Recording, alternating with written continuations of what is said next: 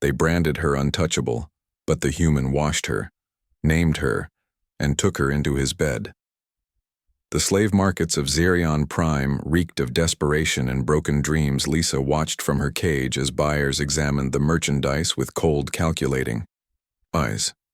She had been there for 3 cycles now, ever since her ship crashed on this forsaken world. The Xerion slavers found her half dead in the wreckage and decided she was worth more alive than dead. Her blue skin marked her as Avalani, a species the galaxy considered cursed. The superstition ran deep among most alien races. They believed touching an Avalani brought 7 years of misfortune.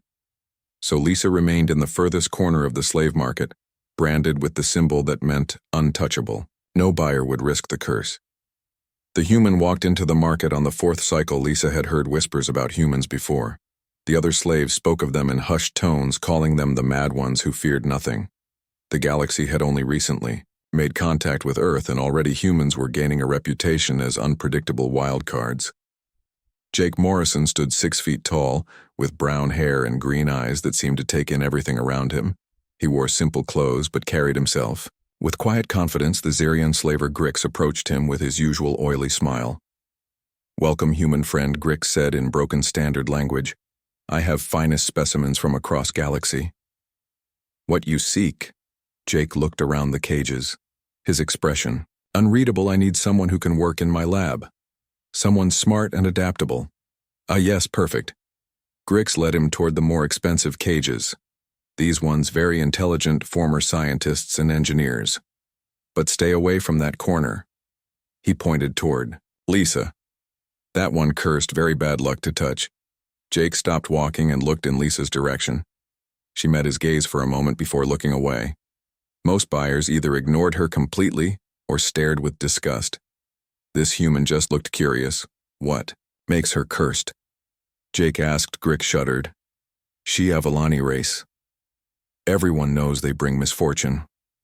Touch one, and your luck turns bad for 7 cycles. No one buys them. They just take up space." Jake walked closer to Lisa's cage, ignoring Grix's protests. She had been beautiful once, he could tell. Even now, with her blue skin dirty and her silver hair matted, she had an otherworldly grace. Her large violet eyes held intelligence, and something else he recognized. Hope, barely alive but still flickering. What was her profession before Jake asked? Grix consulted his datapad. Bioengineer, very smart but worthless now. "No one will risk curse." Jake turned to face the slaver. "I'll take her." The slave market fell silent. Several other buyers backed away as if Jake had just announced he carried a plague. Grix's eyes widened in shock and greed warred on his face. "You sure, human? Very dangerous. She bring you bad luck. Maybe she poison you or worse." Jake pulled out a credit chip with enough funds to buy 10 prime. "Slaves, your choice. Sell her to me or I walk away and buy nothing." Grix grabbed the credit chip so fast his claws clicked. "Sale complete. She your problem now, human. But do not come crying when misfortune finds you." An hour later, Lisa found herself in the back of Jake's transport vehicle heading toward the human quarter of the city. She had not spoken since he bought her. The shock was too great. After months of being treated like contaminated waste, someone had actually purchased her. The human glanced at her in the mirror. "You have a name, Lisa," she whispered. "Good, Lisa. I'm Jake Morrison. We're going to my place, and the first thing we're doing is getting you cleaned up." Lisa stared at him in disbelief. "You want to touch me?" "The curse will." Jake laughed, a sound that held no mockery, only genuine amusement. "Curses aren't real, Lisa.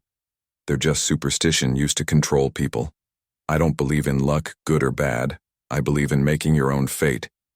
Jake's home was larger than most in the human quarter. He led Lisa to a bathroom that seemed impossibly luxurious after months in a cage. The tub was already filling with warm water. Steam rose, carrying scents she had almost forgotten existed.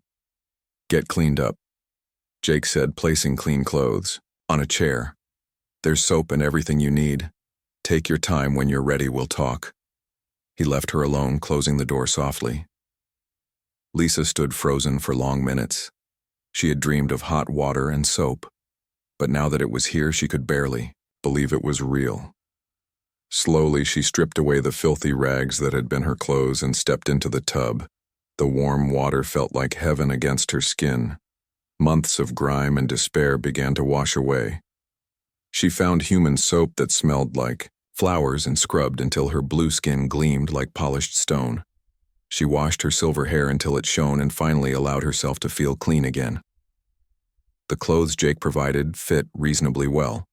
Simple pants and a shirt in soft fabric that felt wonderful against her skin. When she emerged from the bathroom, she found him waiting in what appeared to be a kitchen. He had prepared food, real food, not the nutrient paste from the slave market.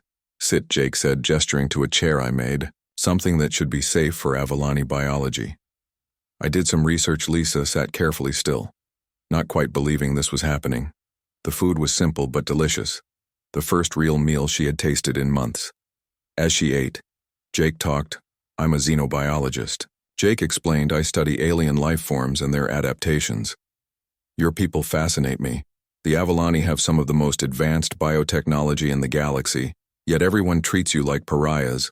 "Why?" Lisa asked between bites. "Why did you buy me, really?" Jake was quiet for a moment. "Because everyone deserves a chance," he said finally. "And because I could see you were more than they thought. You're not cursed, Lisa. You're brilliant. I can tell just by looking at you over the following days." Jake proved his words true. He set up a workspace for Lisa in his laboratory and gave her access to equipment she had only dreamed of during her captivity.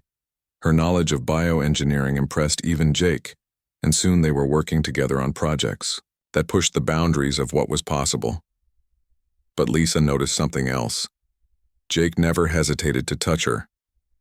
When she stumbled, he caught her hand. When she succeeded in an experiment, he would clap her shoulder in congratulation. No flinching, no fear, just simple human contact that she had been denied for so long. Other humans in the quarter began to whisper. Some thought Jake was brave, others thought he was foolish. The alien community watched with growing amazement as day after day passed, without any apparent misfortune befalling the human who dared touch the untouchable. 3 weeks after her purchase, Lisa made a breakthrough in their current project. She had successfully adapted human neural interfaces to work with Avalani biotechnology, creating a hybrid system more powerful than either species could achieve alone. "Jake," she called excitedly. "Come see this." He hurried over, and she showed him the readings. His face lit up with genuine joy, and before either of them could think, he pulled her into a hug. Lisa froze for a moment, then slowly melted into the embrace. It had been so long since anyone had touched her with kindness. That night, as they celebrated their success, Jake looked at Lisa across the dinner table. "You know the galaxy is wrong about your people," he said. "You're not cursed. You're extraordinary." Lisa felt tears in her eyes. For the first time since her capture, she felt hope. Not just flickering, but burning bright. In Jake, she had found someone who saw past superstition, to the person beneath someone who judged her by her actions, not her ancestry. As the days passed, their partnership deepened into something more. Jake never made her feel like a purchased slave, but treated her as an equal, a colleague, and eventually, something precious. The other species in the city watched in amazement as the human continued to thrive despite his daily contact with the supposedly cursed Avalani. Lisa found herself falling for the human who had seen worth where others saw only superstition. Jake had given her back her name, her dignity, and her future. In return, she gave him her brilliant mind, her grateful heart, and eventually her love. The galaxy would learn that humans feared no curse because they made their own luck, and sometimes the greatest fortune came from having the courage to touch what others called untouchable.